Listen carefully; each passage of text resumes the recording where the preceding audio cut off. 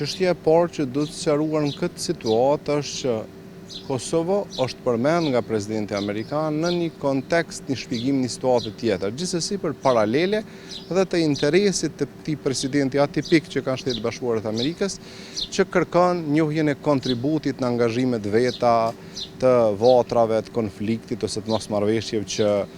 kanë qenë në periudha të caktuara historike, sidomos për angazhimit të parë ti si president që ndërlidhet me një mosmarrëveshje politike kryesisht mes Kosovës dhe Serbisë, që ai provon ta nxjerrë se pas kanë qenë luftë,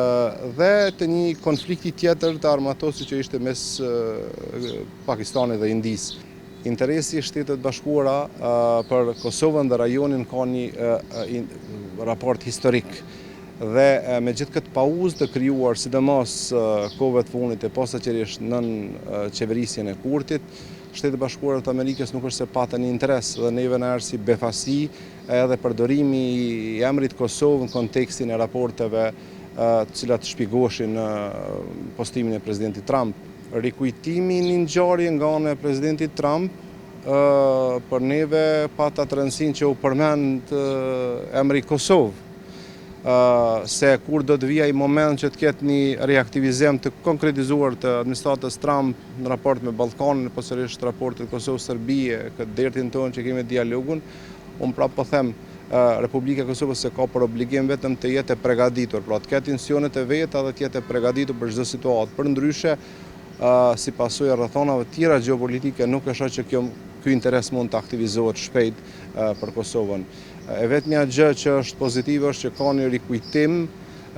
për neve nga ana e presidentit Trump duke përmend Kosovën,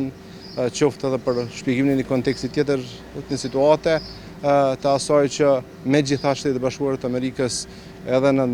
mandatin e dytë të presidentit Trump e kanë Kosovën parasysh. Pozitive dhe imperative. Në njëjtën kohë për arsye se Ballkani përgjithsisht dhe Kosova, veçanërisht në relacion edhe me dialogun dhe marrëdhëniet të cilat duhet përfundimisht të stabilizohen dhe të rregullohen me Serbinë, është çështje e rëndësishme sepse nuk ka të bëjë vetëm me rajonin e Ballkanit dhe marrëdhëniet mes Kosovës dhe Serbisë, çështja e Kosovës, por gjithsesi me interesimin e madh dhe me metodat të cilat speciale, të cilat dhe hibride, të cilat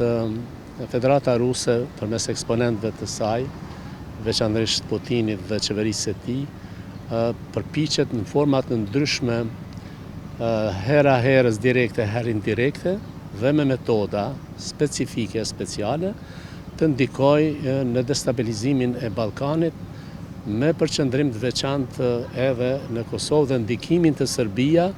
që thjesht të destabilizohet Kosova dhe Ballkani përgjithsisht. Pra çështja e Ballkanit në tërësi dhe çështja e Kosovës në veçanti do duhet ishin përkundër obligimeve dhe problemeve që ka për shembull SBA-ja në rajonin dhe në botë, probleme globale, po edhe atyre të konflikteve, veçanërisht ky më i riu tash lufta në mes të Izraelit dhe Iranit, do duhet i kthej sytë edhe përqendrimin dhe orientimin edhe drejt Ballkanit dhe Kosovës. Prandaj është një sinjal i mirë nëse qëndron edhe nëse qëndrueshmëria e deklarimeve të presidentit Trump, i cili është jo konvencional, është jo tipik si lider dhe politikan, i cili është edhe i paparashikueshëm,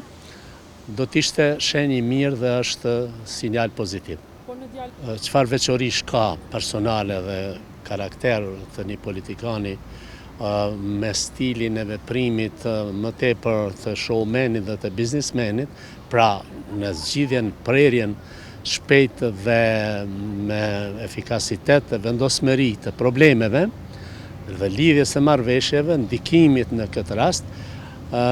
posaçërisht në situatën kur Bashkimi Evropian është anabioz, i pafuqishëm, miop në politikat e tij,